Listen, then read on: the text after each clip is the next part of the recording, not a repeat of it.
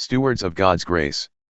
Since therefore Christ suffered in the flesh, arm yourselves with the same way of thinking, for whoever has suffered in the flesh has ceased from sin, so as to live for the rest of the time in the flesh no longer for human passions but for the will of God. For the time that is past suffices for doing what the Gentiles want to do, living in sensuality, passions, drunkenness, orgies, drinking parties, and lawless idolatry. With respect to this they are surprised when you do not join them in the same flood of debauchery, and they malign you. But they will give account to him who is ready to judge the living and the dead. For this is why the gospel was preached even to those who are dead, that though judged in the flesh the way people are, they might live in the spirit the way God does. The end of all things is at hand, therefore be self-controlled and sober-minded for the sake of your prayers. Above all, keep loving one another earnestly, since love covers a multitude of sins. Show hospitality to one another without grumbling. As each has received a gift, use it to serve one another, as good stewards of God's varied grace.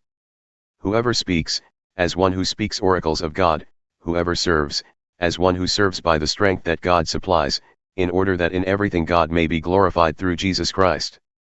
To him belong glory and dominion forever and ever. Amen. Suffering as a Christian. Beloved, do not be surprised at the fiery trial when it comes upon you to test you, as though something strange were happening to you. But rejoice insofar as you share Christ's sufferings, that you may also rejoice and be glad when his glory is revealed. If you are insulted for the name of Christ, you are blessed, because the Spirit of glory and of God rests upon you. But let none of you suffer as a murderer or a thief or an evildoer or as a meddler.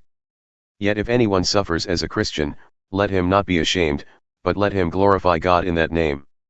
For it is time for judgment to begin at the household of God, and if it begins with us, what will be the outcome for those who do not obey the gospel of God? And if the righteous is scarcely saved, what will become of the ungodly and the sinner? Therefore let those who suffer according to God's will entrust their souls to a faithful Creator while doing good.